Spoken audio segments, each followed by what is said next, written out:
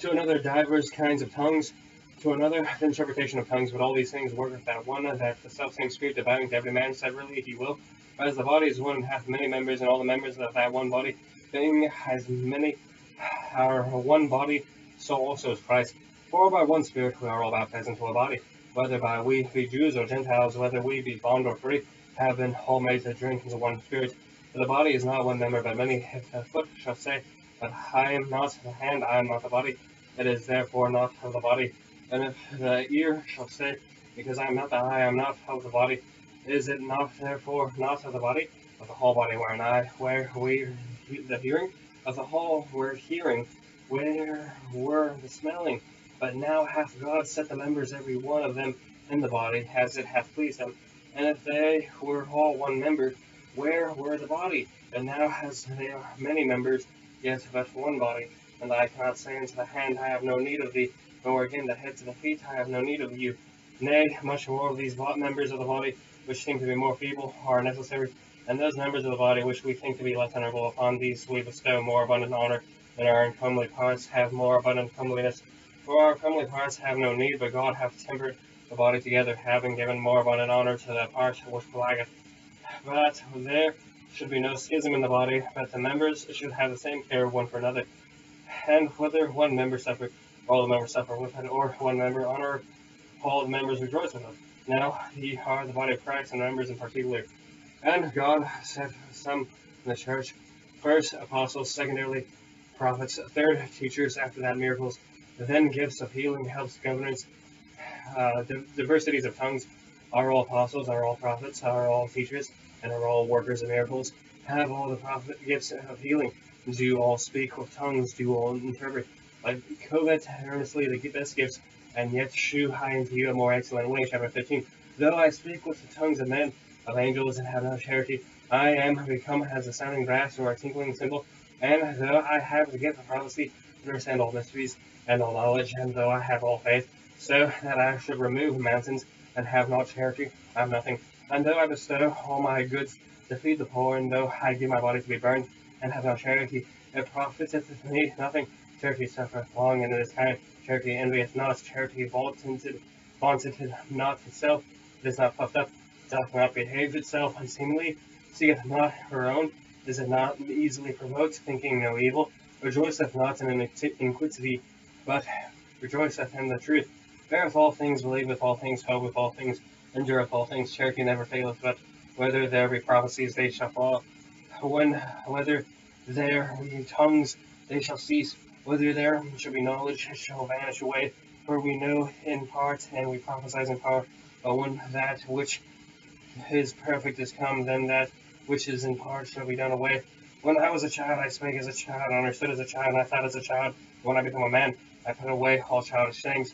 For now we see through a glass darkly, but then face to face. Now I know in part, that then shall I know, even as also I am known. And now abideth faith, hope, charity, these three, but the greatest of these is charity. Chapter 14. Follow after charity, and desire spiritual gifts, but after rather that ye may prophesy. For he that speaketh in an unknown tongue speaketh not unto men, but unto God. For no man understandeth him, howbeit in the Spirit he speaketh mysteries. But he that prophesieth speaketh unto men unto edification, and exhortation, and comfort. He that speaketh in an unknown tongue edifieth himself, but he that prophesieth edifeth the church. I would that ye all speak with tongues, but rather that ye prophesy, for greater is he that prophesieth than he that speaketh with tongues, except he interpret. The church may receive edifying. Now, brethren, if I come unto you speaking with tongues, what shall I profit you, except I shall speak to you hither by revelation, or by knowledge, or by prophesying, or by doctrine, and even things of that life-giving sound, whether pipe or harp, excerpt that I give distinction in the sounds. How shall it be known what is pipes or harps? For if the trumpet give an uncertain sound, who shall prepare himself to the battle? So likewise ye except ye utter by the tongue words easy to understand. How shall it be known what is spoken? For you shall speak into the air. There are, it may be, so many kinds of voices in the world, and none of them is without signification. Therefore, if I know the meaning of this voice, I shall be unto him that speaketh a barbarian, and he that speaketh shall be a barbarian unto me. Even so, for as much as ye are zealous of spiritual gifts, seek that ye may excel to the edifying of the church.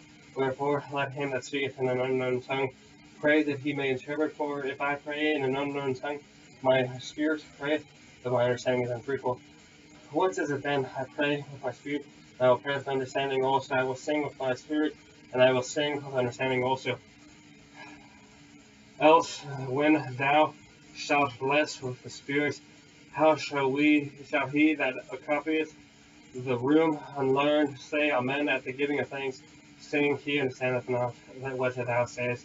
For thou verily givest thanks well, but other is not edified. I thank my God I speak with tongues more than ye all. Yet in the church I had rather speak 5 words of my understanding, that by my voice I might teach also than that 10,000 words in an unknown tongue. Brethren, be not children in understanding, howbeit in malice be ye children, but understanding be men. And the law that is written with men of the other tongues and of other lips will I speak unto this people, and yet for all that they will hear me, saith the Lord. Wherefore tongues are for a sign, not to them that believe, but to them that believe not.